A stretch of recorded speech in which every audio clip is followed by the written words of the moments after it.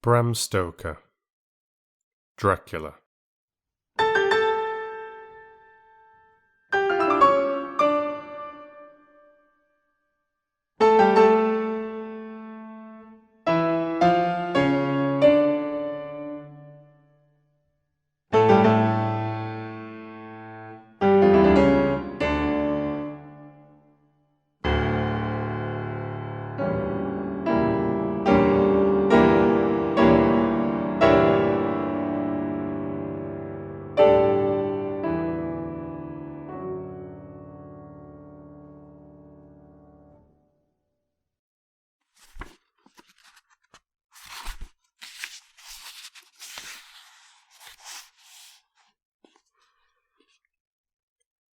Chapter 5.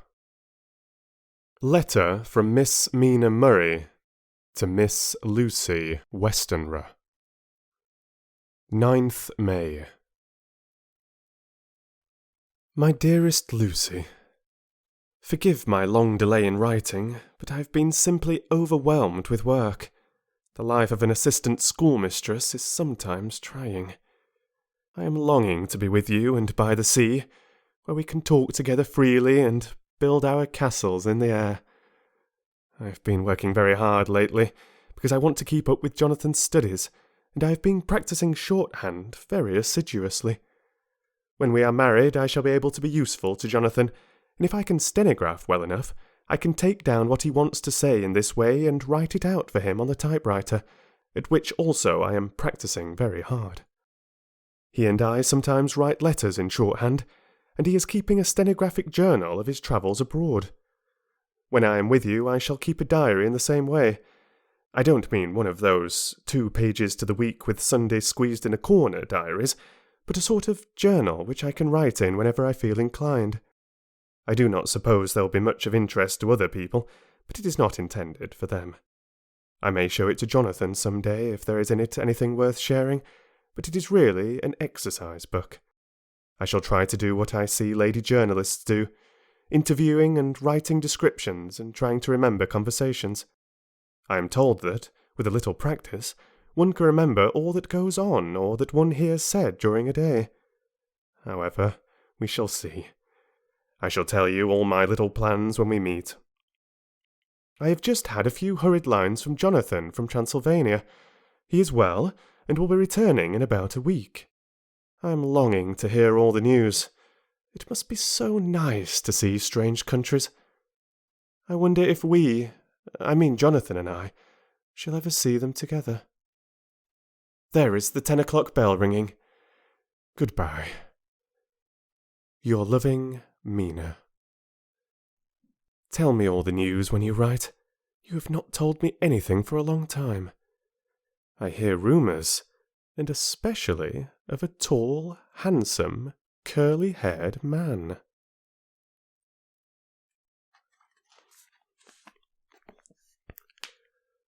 Letter, Lucy Westenra to Mina Murray. 17 Chatham Street, Wednesday. My dearest Mina, I must say you tax me very unfairly with being a bad correspondent. I wrote to you twice since we parted, and your last letter was only your second. Besides, I have nothing to tell you. There is really nothing to interest you. Town is very pleasant just now, and we go a good deal to picture galleries and for walks and rides in the park. As to the tall, curly-haired man, I suppose it was the one who was with me at the last pop. Someone has evidently been telling tales. That was Mr. Homewood. He often comes to see us, and he and Mamma get on very well together. They have so many things to talk about in common. We met some time ago a man that would just do for you if you were not already engaged to Jonathan. He is an excellent parti, being handsome, well off, and of good birth. He is a doctor, and really clever. Just fancy! He is only 29, and he has an immense lunatic asylum all under his own care. Mr. Homewood introduced him to me, and he called here to see us, and often comes now. I think he is one of the most resolute men I ever saw, and yet the most calm. He seems absolutely imperturbable. I can fancy what a wonderful power he must have over his patients. He has a curious habit of looking one straight in the face as if trying to read one's thoughts. He tries this on very much with me, but I flatter myself he has got a tough nut to crack. I know that from my glass. Do you ever try to read your own face? I do, and I can tell you it is not a bad study, and gives you more trouble than you can well fancy if you have never tried it. He says that I can afford him a curious psychological study, and I humbly think I do. I do not, as you know, take sufficient interest to dress to be able to describe the new fashions. Dress is a bore. That is slang again, but never mind. Arthur says that every day. There, it is all out. Mina, we have told our secrets to each other since we were children. We have slept together and eaten together, and laughed and cried together. And now, though I have spoken, I would like to speak more. Oh, Mina, couldn't you guess? I love him. I am blushing as I write, for although I think he loves me, he has not told me so in words. But oh, Mina, I love him, I love him, I love him. There, that does me good. I wish I were with you, dear, sitting by the fire and dressing as we used to sit, and I would try to tell you what I feel. I do not know how I am writing this even to you. I am afraid to stop or I should tear up the letter, and I don't want to stop, for I do so want to tell you all. Let me hear from you at once and tell me all that you think about it. Mina, I must stop. Good night. Bless me in your prayers, and Mina, pray for my happiness. Lucy.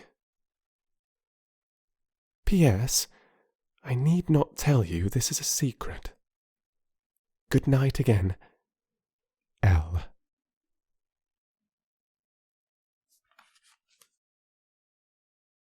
Letter. Lucy Westenra to Mina Murray. 24th of May. My dearest Mina, thanks and thanks and thanks again for your sweet letter. It was so nice to be able to tell you and to have your sympathy. My dear, it never rains but it pours. How true the old proverbs are. Here I am, who shall be 20 in September, and yet I never had a proposal till today. Not a real proposal. And today I have had 3. Just fancy, 3 proposals in one day. Isn't it awful? I feel sorry, really and truly sorry for 2 of the poor fellows. Oh, Mina, I am so happy that I don't know what to do with myself. And 3 proposals. But for goodness sake, don't tell any of the girls, or they would be getting all sorts of extravagant ideas, and imagining themselves injured and slighted if in their very first day at home they did not get 6 at least. Some girls are so vain. You and I, Mina dear, who are engaged and are going to settle down soon soberly into old married women, can despise vanity. Well, I must tell you about the 3, but you must keep it a secret, dear, from everyone, except, of course, Jonathan. You will tell him, because I would, if I were in your place, certainly tell Arthur. A woman ought to tell her husband everything. Don't you think so, dear? And I must be fair. Men like women, certainly their wives, to be quite as fair as they are, and women, I'm afraid, are not always quite as fair as they should be. Well, my dear, number 1 came just before lunch. I told you of him. Dr. John Seward, the lunatic asylum man, with the strong jaw and the good forehead. He was very cool outwardly, but was nervous all the same. He had evidently been schooling himself as to all sorts of little things, and remembered them, but he almost managed to sit down on his silk hat, which men don't generally do when they are cool, and then when he wanted to appear at ease, he kept playing with a lancet in a way that made me nearly scream. He spoke to me, Mina, very straightforwardly. He told me how dear I was to him, though he had known me so little, and what his life would be with me to help and cheer him. He was going to tell me how unhappy he would be if I did not care for him, but when he saw me cry, he said that he was a brute, and would not add to my present trouble. Then he broke off, and asked if I could love him in time, and when I shook my head his hands trembled, and then with some hesitation he asked me if I cared already for anyone else. He put it very nicely, saying that he did not want to wring my confidence from me, but only to know, because if a woman's heart was free, a man might have hope. And then, Mina, I felt it a sort of duty to tell him that there was someone. I only told him that much, and then he stood up, and he looked very strong and very grave as he took both my hands in his, and said he hoped I would be happy, and that if I ever wanted a friend, I must count him one of my best. Oh, Mina, dear, I can't help crying, and you must excuse this letter being all blotted. Being proposed to is all very nice and all that sort of thing, but it isn't at all a happy thing when you have to see a poor fellow whom you know loves you honestly, going away and looking all broken-hearted, and to know that, no matter what he may say at the moment, you are passing quite out of his life. My dear, I must stop here at present. I feel so miserable, though I am so happy.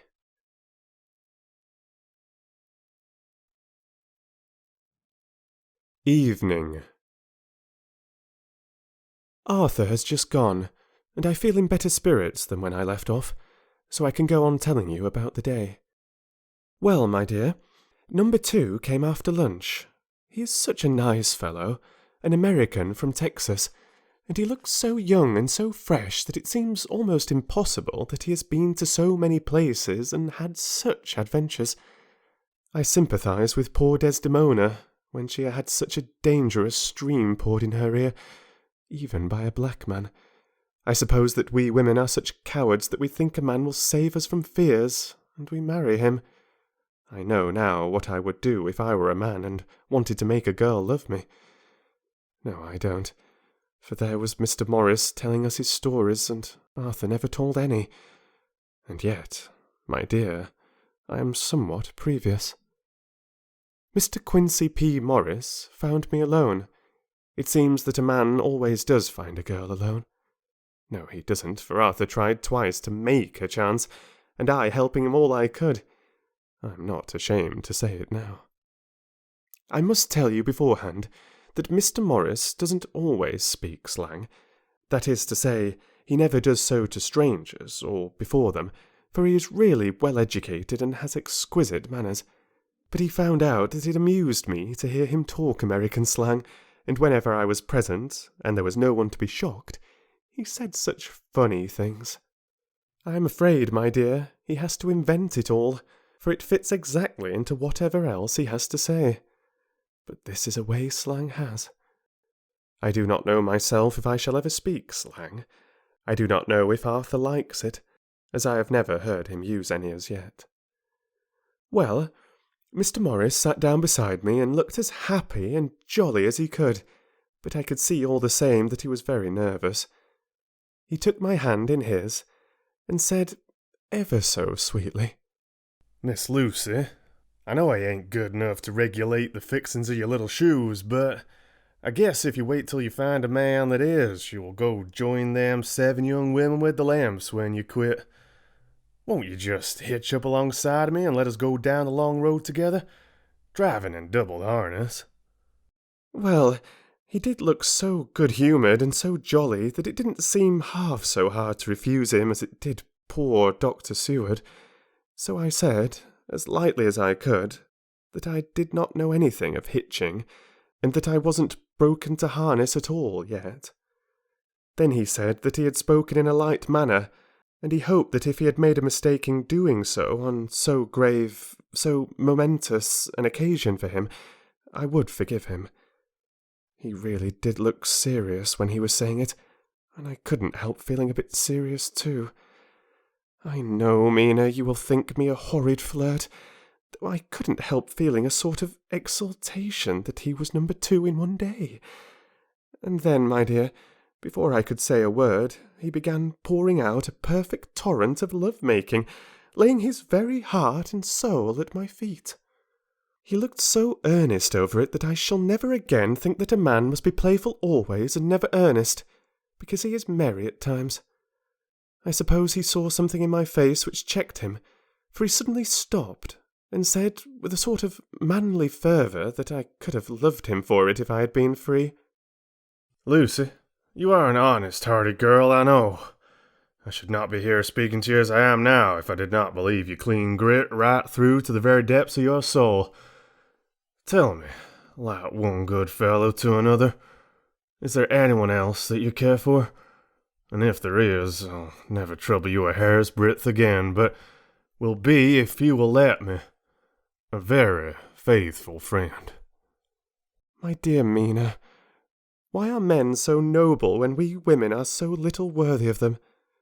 Here was I almost making fun of this great-hearted, true gentleman. I burst into tears. I am afraid, my dear, you will think this a very sloppy letter in more ways than one, and I really felt very badly. Why can't they let a girl marry 3 men, or as many as want her, and save all this trouble? But this is hearsay, and I must not say it. I am glad to say that, though I was crying, I was able to look into Mr. Morris's brave eyes, and I told him out straight. Yes, there is someone I love, though he has not told me yet that he even loves me. I was right to speak to him so frankly, for quite a light came into his face, and he put out both his hands and took mine. I think I put them into his, and said in a hearty way, "That's my brave girl. It's better worth being late for a chance of winning you than being in time for any other girl in the world. Don't cry, my dear. If it's for me, I'm a hard nut to crack, and I take it standing up. If that other fellow doesn't know his happiness, well, he'd better look for it soon, or he'll have to deal with me. Little girl, your honesty and pluck have made me a friend, and that's rarer than a lover. It's more'n selfish, anyhow. My dear, I'm going to have a pretty lonely walk between this and Kingdom Come. Won't you give me one kiss? It'll be something to keep off the darkness now and then. You can, you know, if you like. For that other good fellow, he must be a good fellow, my dear, and a fine fellow, or you could not love him. Hasn't spoken yet." That quite won me, Mina, for it was brave and sweet of him, and noble, too, to a rival, wasn't it? And he so sad, so I leant over and kissed him. He stood up with my 2 hands in his, and as he looked down into my face, I'm afraid I was blushing very much, he said, "Little girl, I hold your hand and you've kissed me, and if these things don't make us friends, nothing ever will. Thank you for your sweet honesty to me, and goodbye." He wrung my hand, and taking up his hat, went straight out of the room without looking back, without a tear or a quiver or a pause, and I am crying like a baby. Oh, why must a man like that be made unhappy when there are lots of girls about who would worship the very ground he trod on? I know I would if I were free, only I don't want to be free. My dear, this quite upset me, and I feel I cannot write of happiness just at once after telling you of it, and I don't wish to tell you of the number 3 till it can be all happy. Ever your loving, Lucy. P.S. Oh, about number 3. I needn't tell you of number 3, need I? Besides, it was all so confused. It seemed only a moment from his coming into the room till both his arms were round me and he was kissing me. I am very, very happy, and I don't know what I have done to deserve it. I must only try in the future to show that I am not ungrateful for all his goodness to me in sending to me such a lover, such a husband, and such a friend. Goodbye.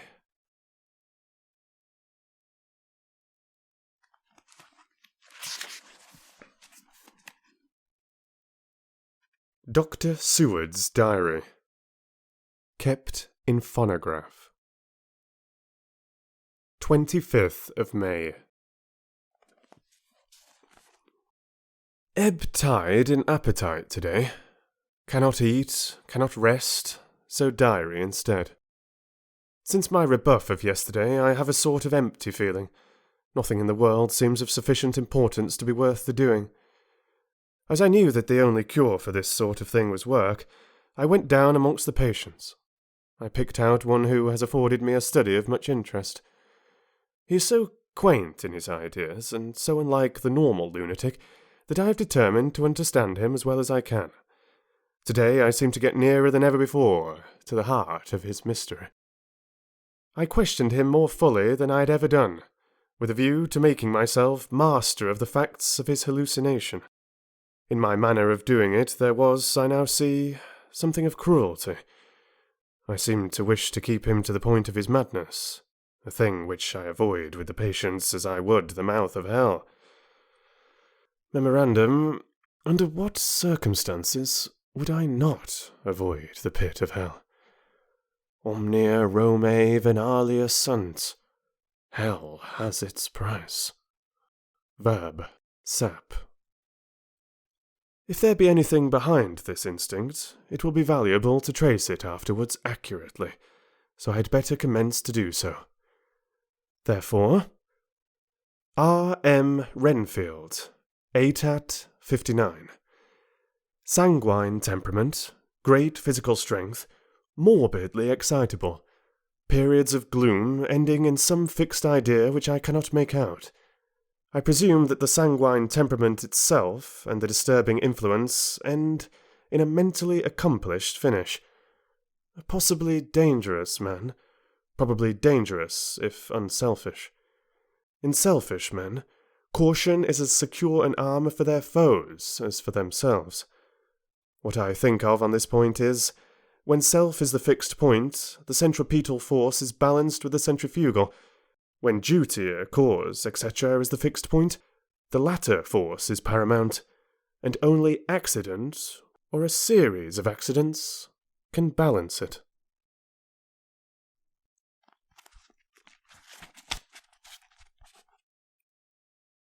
Letter. Quincy P. Morris to Honourable Arthur Holmwood. 25th of May. My dear Art, we've told yarns by the campfire in the prairies and dressed one another's wounds after trying to land at the Marquesas, and drunk healths on the shores of Titicaca.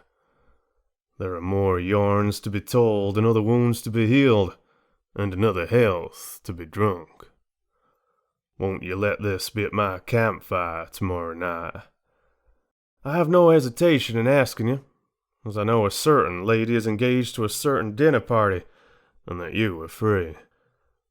There will only be one other, our old pal at the career, Jack Seward. He's coming too, and we both want to mingle our weeps over the wine cup, and to drink a health with all our hearts to the happiest man in the whole wide world, who has won the noblest heart that God has made, and the best worth winning. We promise you a hearty welcome and a loving greeting, and a health as true as your own right hand. We shall both swear to leave you home if you drink too deep to a certain pair of eyes. Come. Yours, as ever and always, Quincy P. Morris.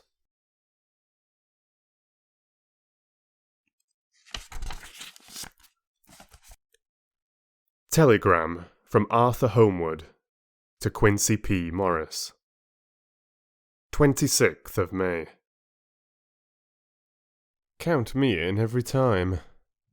I bear messages that will make both your ears tingle. Art